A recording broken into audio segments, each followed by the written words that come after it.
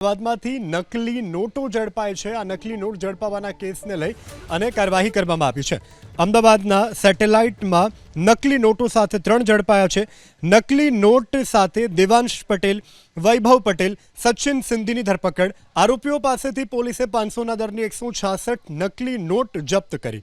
નકલી નોટો અસલી નોટો સાથે લોકોને ધાબળતા હતા।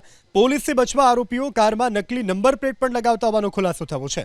આ નકલી નોટો કોલકાતાના અભિષેક પાંડે આપ્યાનો ખુલાસો થયો છે। અભિષેક પાંડે બંગાળથી દેવાંશ પટેલને મોકલતો હતો આ નકલી નોટો કેટલી લાવ્યા, કેટલી માર્કેટમાં આપી તે દિશામાં હાલ તો પોલીસ તપાસ કરી રહી છે। કેસમાં નકલી નોટો ખરીદતા હતા તે અંગે પણ હાલ તપાસ હાથ ધરવામાં આવી રહી છે।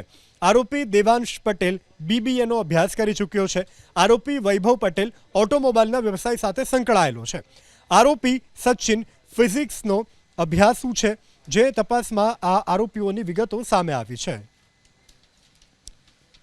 કાલે સેટેલાઇટ પોલીસને માહિતી મળી હતી કે આપણે નકલી note FICM for fake Indian currency નોટ્સને લઈને કોઈ અહીંયા ફરતા છે અને એને યુઝ કરવા માટે અહીંયા ફરે છે। એ તરત જ સેટેલાઇટ પોલીસ ટેકનિકલ અને હ્યુમન ઇન્ટેલિજન્સ લઈને વોચ ગોઠવા હતા અને એ રીતે એને 3 આરોપીની ધરપકડ કરી છે અને એમાં એક દેવાંશ પટેલ છે અને બીજા વૈભવ મહેન્દ્રભાઈ પટેલ છે અને ત્રીજા સચિન કુમાર સિંઘ છે।